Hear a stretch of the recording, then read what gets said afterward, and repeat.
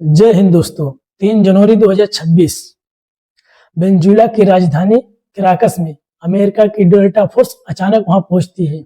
करीबन रात के लगभग 2 बजे यह एक ऑपरेशन के लिए वहां पहुंचती है जिसका नाम होता है ऑपरेशन एब्सोल्यूट रिसोल्व, जिसके जरिए लमसम 3 मिनट के बाद में वहां के राष्ट्रपति को उनकी पत्नी समेत गिरफ्तार कर लेते हैं, जिनका नाम होता है निकोलस मदुरो और उनकी पत्नी का नाम होता है सिल्विया फ्लोरेस।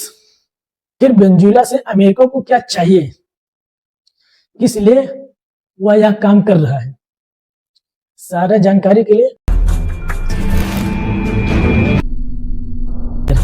आखिर पिछले 10 दिनों में हमने वो होते हुए देखा है जो कि केवल हिस्ट्री की किताबों में पढ़ने के लिए मिलता था।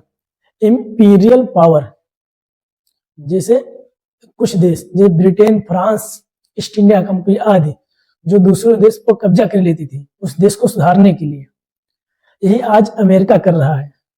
इस ऑपरेशन के बारे में जानकारी देते हुए ट्रंप ने कहा है कि अभी कुछ समय तक वेनेजुएला पर अमेरिका का राज चलेगा, जैसे वहां का न्यूट्रलाइजेशन, सरकार जो भी हो वो सारा कुछ अमेरिका देखेगा।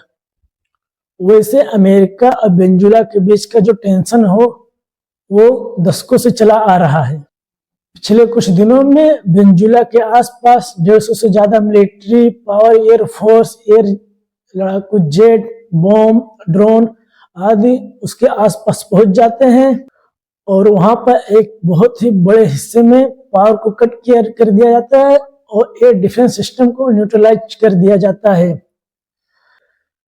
करीब रात के 2 बजे तक अमेरिका की फोर्स वहां के कंपाउंड पर पहुंच जाती है और वहां पे कुछ फायरिंग होती है।